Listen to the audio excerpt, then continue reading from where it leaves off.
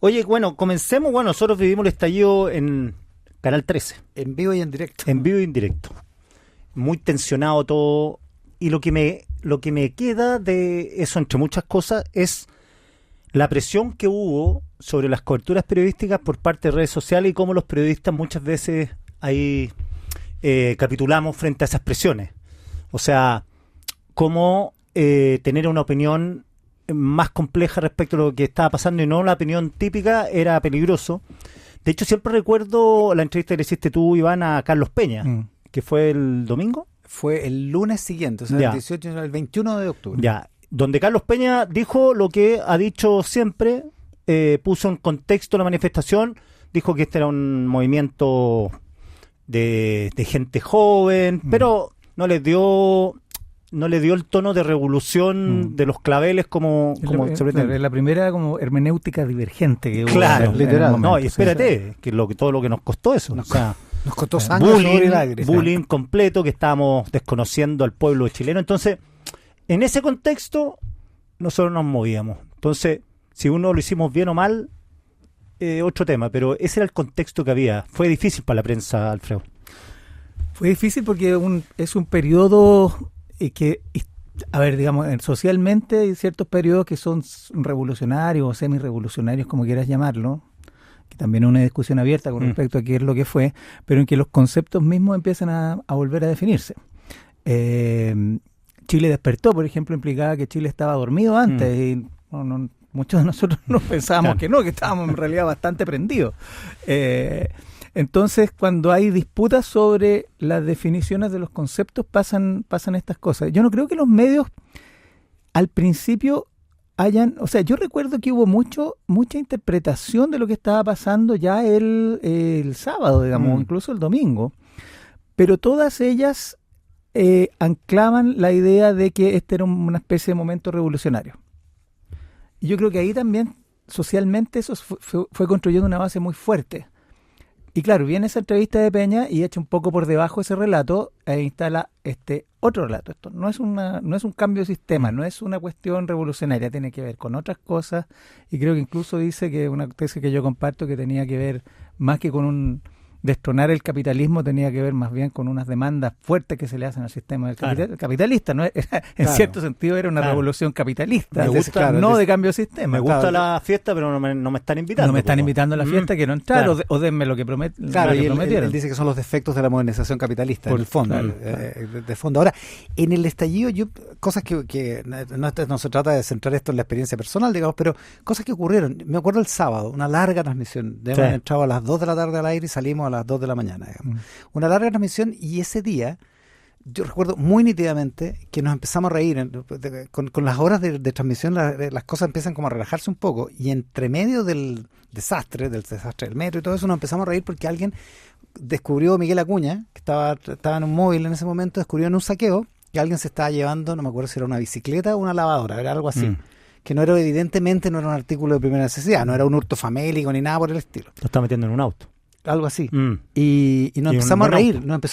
Y en un buen auto, además. Sí, entonces nos dio risa y como que hicimos la talla porque era como evidentemente una pasada de rosca. Pero cuando salimos del aire, nos dimos cuenta que eso había provocado o sea, como que habíamos dañado casi una especie de santería, digamos, como una especie, como habíamos dañado como el Nuevo Testamento, digamos.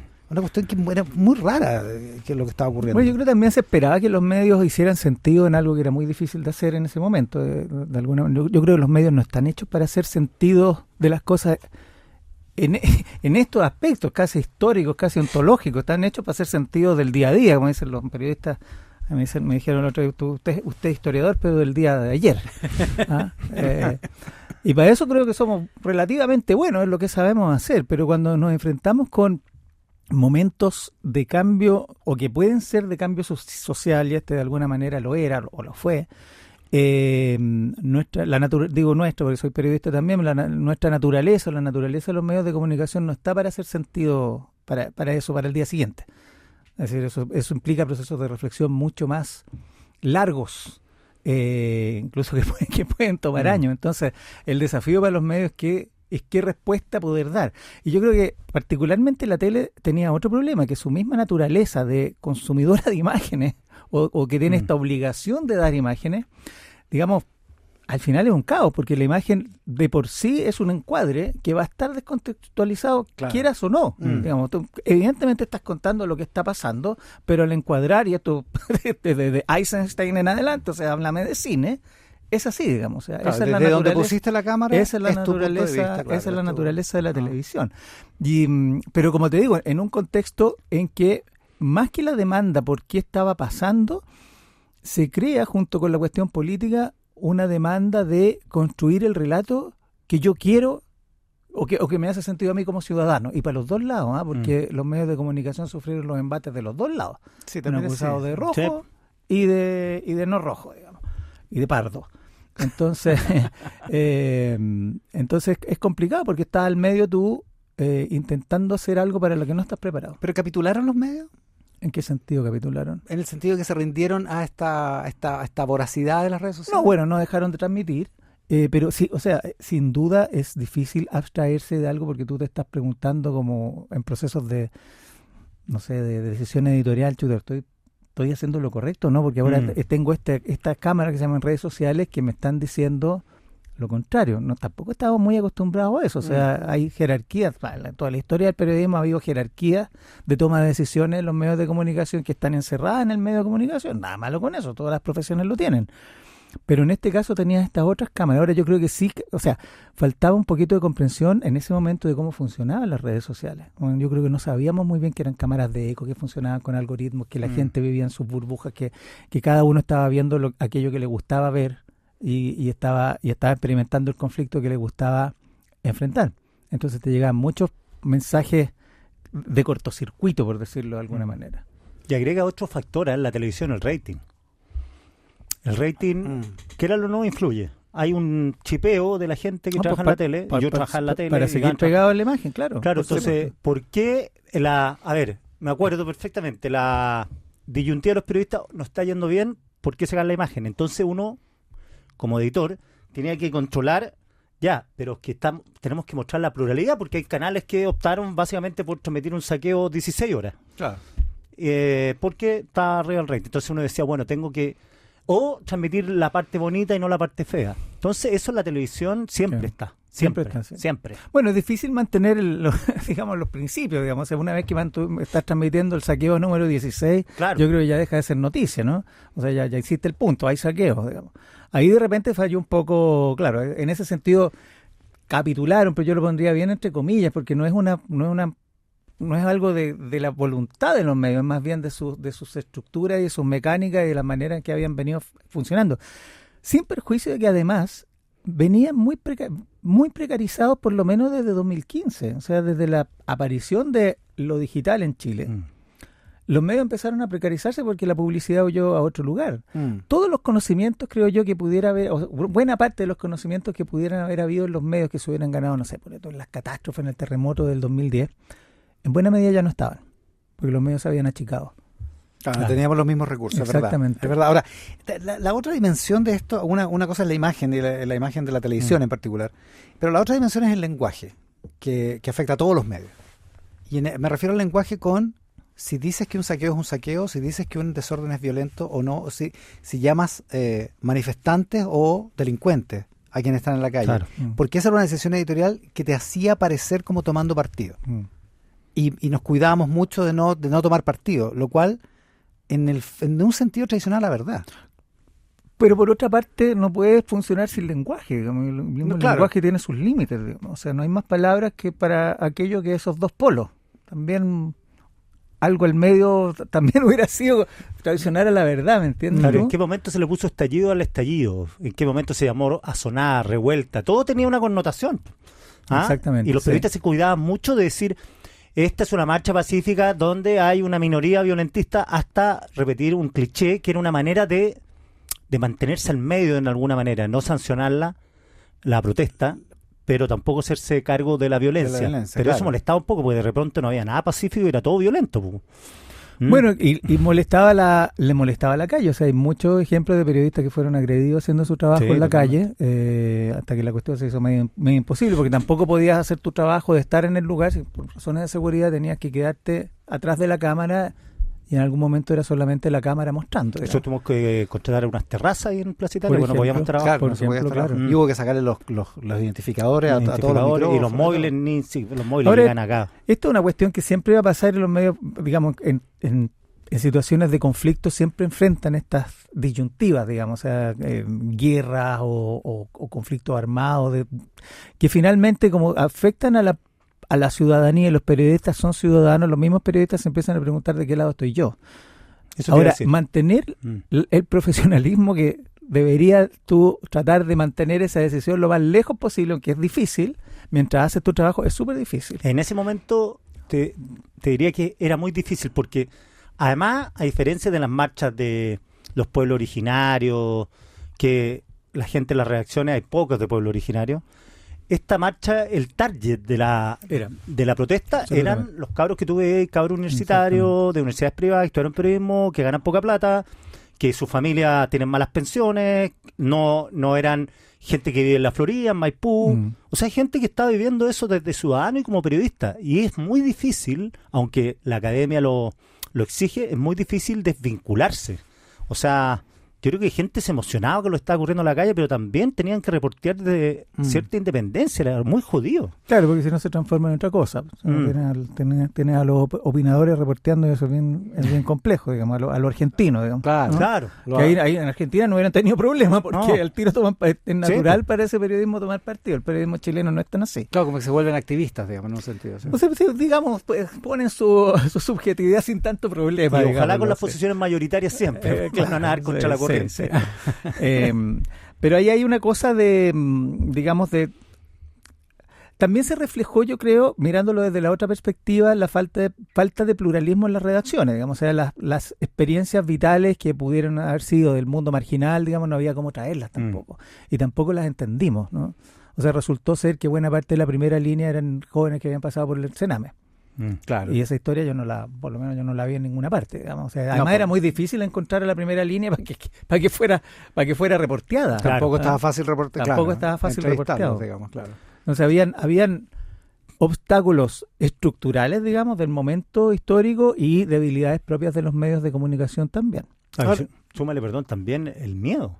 Por supuesto, nosotros sí, la seguridad aquí con militares y con amenazas de invasión permanentes, con protocolos de salida por distintas puertas. Bueno, eso es nuevo, ¿eh? O sea, yo no lo había registrado en los casos. Yo estoy tratando de pensar en los momentos más álgidos de nuestra vida política, bueno, salvo el golpe, digamos, que terminó con la prensa de izquierda en un momento de golpe, pero no tengo recuerdos yo como de asonadas directas de la gente, sí, digamos. Ni siquiera durante la dictadura. O sea, durante la dictadura hubo clausura de medios, suspensión de medios, un montón de tomas de medios que se tomaban radio a veces, ¿te acuerdas? A veces, pero no entraban. Pero entraban los guerrilleros a tomarse la radio. Claro, eventualmente. Claro, esto era gente común y corriente que venían a cada rato acá. Sí. Y se paraban afuera y después se iban a Mega, estaban en televisión y todos los canales comunicándonos, oye, ya entraron. Entonces, digo, en ese contexto, claro, uno quería mantener la frialdad de un algoritmo, pero no. Hay un artículo bien interesante académico de Andrés Sherman, Nicolás Echegaray et al, y me disculpen los et al porque no los recuerdo, a ellos los conozco, en que un año después empezaron a mirar cómo habían funcionado los grupos de WhatsApp y las burbujas estaban súper claras, es decir, las ideas, por ejemplo, de que los medios estaban siendo sesgados para un lado u otro, estaban en directa relación con qué lado estabas tú y en qué lado estaba tu burbuja. O sea, tú ibas a creer que el medio estaba dándole el carácter delincuencial a la manifestación si tu burbuja era a favor de la manifestación. E ibas a creer lo contrario si tu burbuja era en contra, que los medios eran todos unos rojos que estaban facilitando esto. Entonces, y nunca se han consolidado. ¿Te fijas que esos cegos nunca consolidan? Claro. O sea, nunca dicen, oye, ¿verdad? Este tipo dijo esto ayer. No, siempre se quedan con la última Claro, y yo siempre le decía a un frase. ejecutivo una vez de un canal que me decía, me cargan los periodistas que opinan. No, le dije, te cargan los periodistas que opinan distinto a ti. Así porque el periodista que opina igual a ti, tú dices, este es valiente. Este sabe. Este sabe. Bueno, pero esto tiene que ver directamente con las nuevas estructuras de consumo de medios que a través de redes sociales. O sea, a ti te va a aparecer el medio y te van a tirar la cuestión como conflictiva. El algoritmo lo va a hacer y entonces tú vas a creer que el medio ese grado contra ti lo va a terminar odiando. Ahora, en términos generales, si me apuran, si bien todos los medios tuvieron N problemas. Yo creo que la cobertura, si tú miras el sistema completo, súper plural. O sea, aquí desde Piensa Prensa hasta, no sé, La Voz Republicana, tuvo su minuto bajo el sol, digamos. Claro. Sí. O sea, para los historiadores es súper bueno, para nosotros es súper bueno, porque tienes todas, o sea, mirado 5 años después, puedes ir a todos los archivos de toda la gente y puedes hacerte el panorama. O sea, completo. lejos de haber sido la cobertura más intensa periodística en la historia de Chile, por la cantidad de medios que había. Por la cantidad de medios mucho más que el había. terremoto del 2010, incluso. Claro. No, y también el acceso a videos y a imágenes. Yo creo que eso también es una cuestión distinta de antes, porque ahora tú tienes a los ciudadanos que desde hace muchos años proveían a los medios de comunicación de imágenes. Eso cambió a partir del terremoto. Claro. Antes, los dueños, los medios, sobre todo la tele, era la dueña de las imágenes. Ahora los teléfonos. Tenéis que tener una cámara que costaba mucha plata, además. Eso probablemente es lo que haya provocado, porque hubo una cosa muy sistemática contra la televisión abierta. O sea, yo de haber aparecido en 700 memes con una cruz arriba de mi cara, y así como yo, muchos otros conductores de noticias. Es eso lo que provocó, porque fue una cuestión muy sistemática contra la televisión abierta en particular. O sea, nadie se tiró contra el Mercurio, por decirlo así. Nadie. Porque un poco se aspiraba que el Mercurio tuviera su línea editorial que siempre tuvo, digamos, pero además la tele tiene mucho más llegada, pues sigue siendo el principal medio por el cual te informa. Pero yo creo que tiene que ver con eso, digamos, o sea, iban a ser percibidos con sesgo sí o sí, con independencia de lo que hicieran, porque además es un periodo muy polarizado, o sea, digamos, la verdad no importaba tanto, yo creo que a la ciudadanía la verdad no le importaba. Lo que le importaba era la identificación con la idea que tenía. Era una cuestión de ganar o perder. Si era un conflicto, y alguien tenía que ganarlo, y había gente y son dos posiciones adversariales que se estaban dando piñas una a la otra y había que ganar. Entonces la verdad, tú sabes el dicho, pues la guerra, la verdad es la primera víctima. Es la primera víctima. O sea, en ese sentido, claro, en ese sentido es un conflicto bélico, digamos. No es bélico, claro, pero es homologable en sus estructuras, creo yo. Entonces, los medios de comunicación, los rostros, que ponen el rostro, asumen esa representación del sesgo atribuido. Interesante, porque en ese contexto es casi imposible salir bien parado. No importa lo que tú u otro rostro o alguien aquí en la radio hubiera dicho, el sesgo estaba ya puesto, digamos. Estaba ya puesto, porque ¿qué es lo que se quería? Digamos, bueno, al final, ¿qué es lo que se quería? Se quería una nueva estructura de medios, y eso apareció después también. Sí, estamos conversando con Alfredo Sepúlveda. No, que hay un caso que consolida un poquito todo lo que hemos hablado, es que este molo en Quilicura, un vivo se llama, que no sé de dónde salió el tema que la PDI tenía un centro de tortura dentro del mall. Como muchas otras especies que aparecieron en esa época. Fake news, eso. Algunos medios tradicionales se suben al carro, denuncian sitio de tortura del PDI. El alcalde de Quilicura, obviamente presionado por la hueste, sale a decir que va a hacer una investigación profunda de las torturas en el queman. La gente va a quemar el mall, lo queman, porque está el centro de tortura. Nunca existió un centro de tortura ahí. Entonces ahí te fijaste que toda la línea estaba contaminada. Entonces yo me acuerdo que veía esto y digo, bueno, si el alcalde dice, si la radio tal dice, capaz que me estoy perdiendo de algo y puedo tener sesgo porque un centro de tortura es un centro de tortura, es grave. O sea, hay que denunciarlo, evidentemente. Claro, y fíjate que después el alcalde dijo, me equivoqué, todos se equivocaron, todos los medios la sacaron barata. Ahí la pregunta que me haría yo es por qué es si las verificaciones no se pudieron hacer, las verificaciones debidas en ese caso, o sea, verificar antes de tirar la denuncia, digamos, no se hicieron porque el caos y el conflicto no lo permitía, o no se hicieron porque ya había un compromiso, este tipo de compromiso ciudadano que tenían los propios periodistas. O ambas. O ambas. Pero ahí claro, te falló no ocurrió la verificación, digamos. Claro. Pero el centro de tortura en Plaza Italia, acreditado por candidatos presidenciales en su momento, por jueces. Por jueces, y era todo mentira.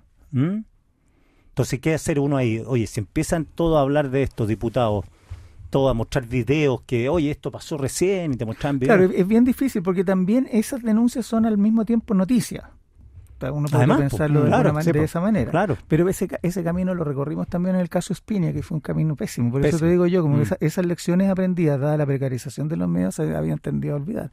O sea, ya habíamos estado en esos entredichos, digamos, y no fue mal como medios de comunicación, como periodismo.